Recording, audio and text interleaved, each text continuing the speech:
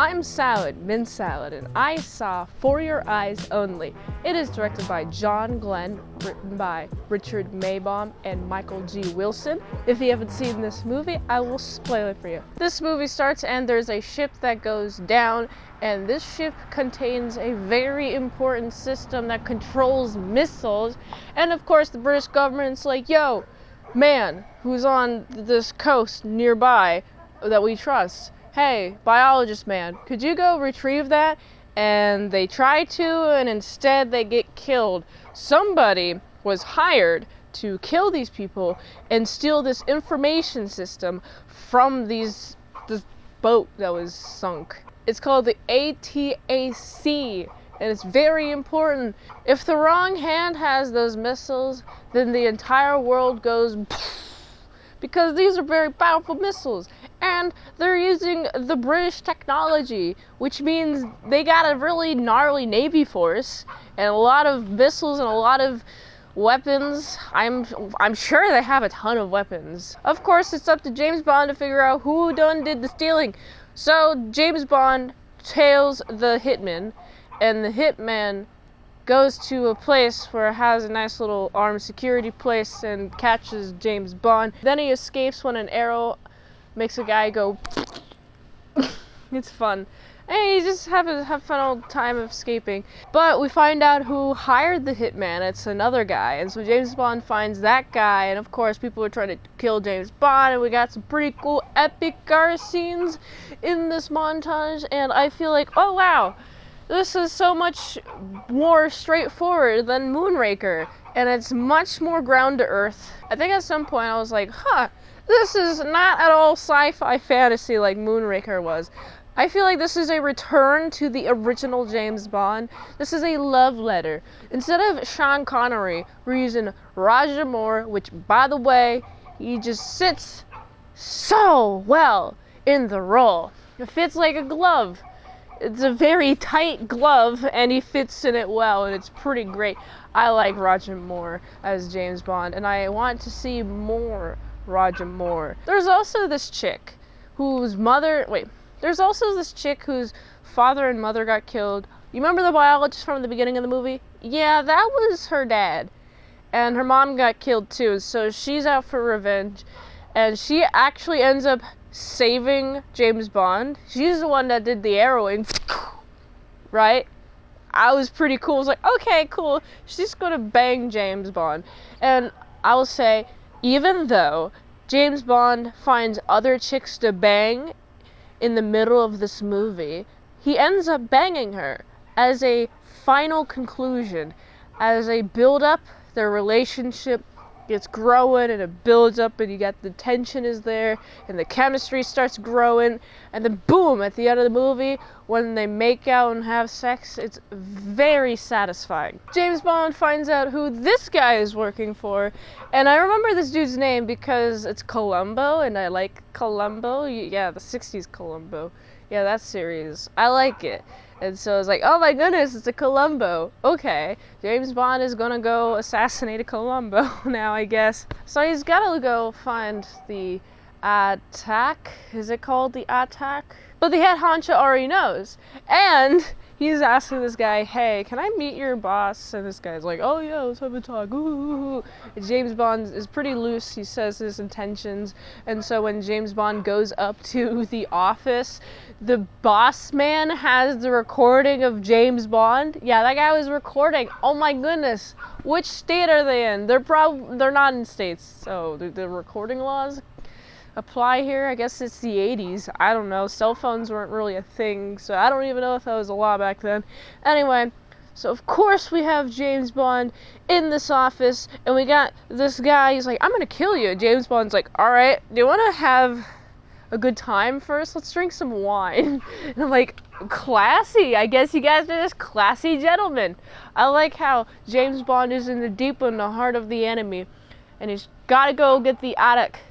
He's got to find a way to sneak off and find it. He does have feelings for that chick now, and she's kidnapped, and he has to go grab her. There is that. I remember her tied up. I was like, oh, that's hot. I like the parrot. The parrot's really cool. I like the parrot when it says things. The parrot's saying very specific information that James Bond is looking for, like a location, and it's not said at all when James Bond is there, which makes me think, okay, so I'm thinking that the pet trainer for the parrot said right before, like right as the cameras were rolling or whatever, said the phrase, and then whenever the parrot said the address or the place where it's at, James Bond is like, okay, cool. That's when he would start his take.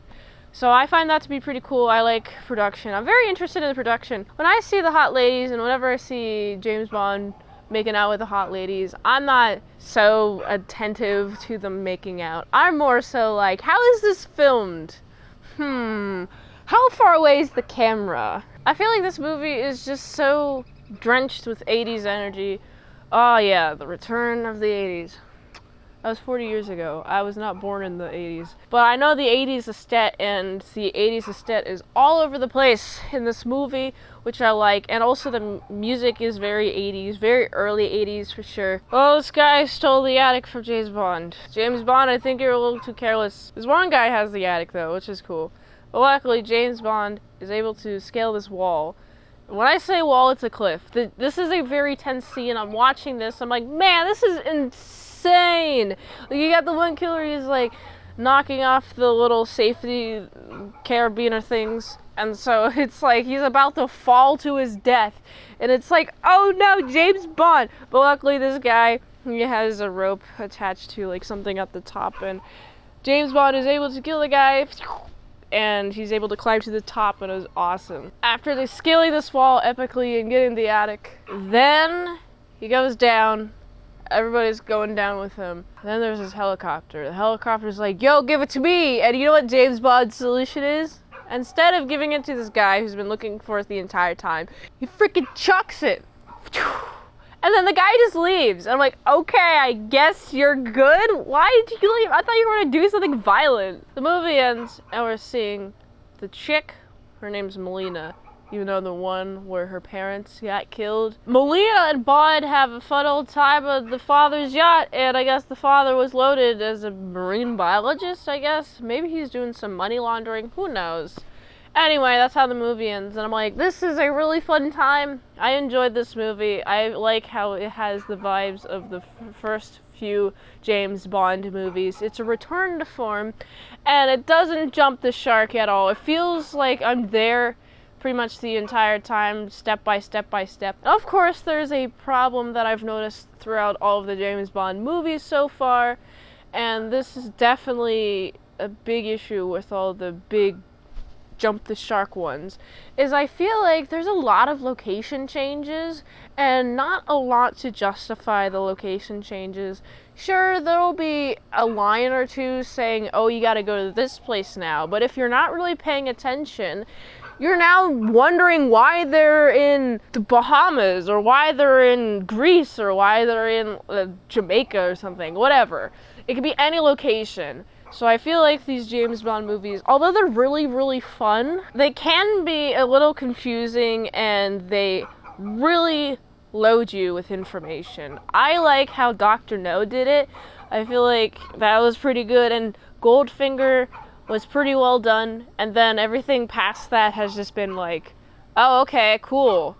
I understand the James Bond formula, and he's going to change locations a lot, okay. And I feel like these are starting to get a little bit formulaic, although this one, not so much. But there is definitely a pattern there. James Bond has sex with 4 chicks in this movie. One of them ends up dying very quickly after he has sex with her. I feel sorry for that chick, but at least she doesn't have to live anymore and pay taxes and worry about dying because she's dead. Anyway, what do you think about this movie? I liked it. It was a fun time. It was a good return to form. Nothing could beat the original movies in my opinion though. But what do you think? Like, comment. You probably already subscribed, but do it again and share this video around. I gotta give this movie, it's a solid 6.6 out of 10. If you like this review, watch another on the platform where likes at $20 dinos, patreon.com/ASEPresents, 1 movie review for 1 month. Go to this link tree to support the daily grindiness of all them daily movies, so you can go here. And until next time, mint salad sauce. See you later, my salad croutons, bacon bits. Bye bye now.